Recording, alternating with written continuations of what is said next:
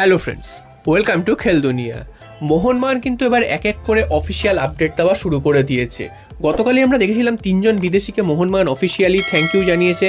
আজকের কিন্তু কোচ এবং তাদের সাপোর্ট স্টাফদের থ্যাংক ইউ জানিয়েছে, অর্থাৎ হাবাস এবং তার সাপোর্ট স্টাফ যারা ছিলেন তাদেরকে কিন্তু থ্যাংক ইউ জানিয়ে দিয়েছে।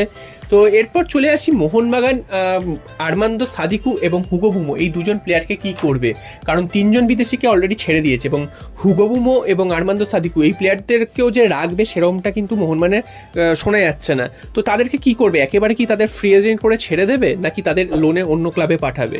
তো হুগো বুমোর ব্যাপারটা এখনও বোঝা যাচ্ছে না। অনেক জায়গায় শোনা যাচ্ছে তিনি উড়িষ্যা এফসিতে যোগ দিয়ে দিয়েছেন, 95% কনফার্ম হয়ে গেছে। তো যোগ দিয়েছেন, এবার কীভাবে যোগ দিচ্ছেন সেটা হচ্ছে সবথেকে বড় ব্যাপার, সেটা কিন্তু মোহনবাগান ম্যানেজমেন্টের তরফ থেকে জানা যাচ্ছে না। মোহনবাগানে যে তিনি আগামী মরশুমে খেলছেন না এটা কিন্তু মোটামুটি স্পষ্ট হয়ে গেছে। তবে যেহেতু এখনও অবধি অফিসিয়াল কিছু আপডেট দেয়নি, সেই জন্য বলা যাচ্ছে না যে তিনি উড়িষ্যা এফসিতে কি লোন ডিলে যাচ্ছেন। লোন ডিলে গেলে কিন্তু মোহনবাগানের সুবিধা থাকবে, যদি হুগো বুমো এই মরশুমটা ভালো খেলে তাহলে কিন্তু তাকে আবার ফিরিয়ে আনতে পারবে। এবং আর্মান্দো সাদিকু তিনিও নাকি পাঞ্জাব এফসিতে যাবেন এরকমটা কিন্তু শোনা যাচ্ছিল। তো আর্মান্দো সাদিকুরও যে থাকার হচ্ছে না সেটাও মোটামুটি পাকা হয়ে গেছে। এবার শেষ পর্যন্ত অন্য কোনো যদি খেলা না ঘুরে যায় সেক্ষেত্রে কিন্তু আর্মান্দো সাদিকুরও কিন্তু মোহনবাগানে থাকার আর কোনো সম্ভাবনা নেই। তো দেখা যাক হুগো বুমো এবং আর্মান্দো সাদিকু শেষ পর্যন্ত কি হয়। তবে এই মুহূর্তে দুজন প্লেয়ারই কিন্তু আগামী মৌসুমে থাকবে না, এটা কিন্তু মোটামুটি স্পষ্ট হয়ে গেছে। এরপর চলে আসি গতকাল যে দুজন বিদেশিকে ছেড়ে দিল মোহনবাগান ডিফেন্সের, তার বদলে দুজন বিদেশির দিকে নজর দিয়েছে মোহনবাগান। তো তার মধ্যে একজন অ্যালভারো রড্রিগেজ, তো তিনি কিন্তু মোটামুটি কনফার্ম হয়ে গেছে, চারিদিকে কিন্তু সেই নিউজটাই ছড়িয়ে গেছে, তার সাথে একদম ডিল ডান হয়ে গেছে এবং অফিসিয়াল অ্যানাউন্সমেন্ট আসা অপেক্ষা।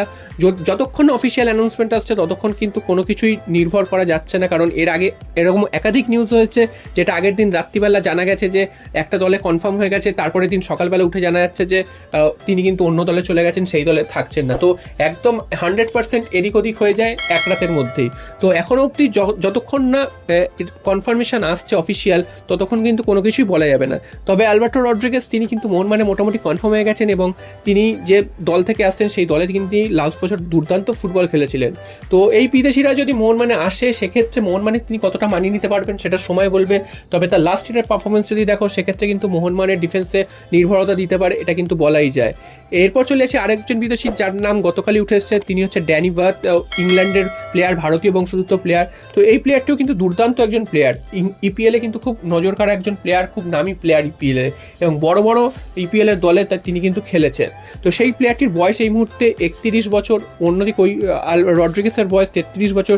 তো এরকম দুজন বয়স্ক প্লেয়ার মোহনবাগান ডিফেন্সে কতটা সামলাতে পারবে সেটা কিন্তু একটা ভাবার বিষয়, কারণ হেক্টর ইউজতে ভালো খেললো, তার বয়সটা কিন্তু একটা ফ্যাক্টর হয়ে যাচ্ছিল বারবার।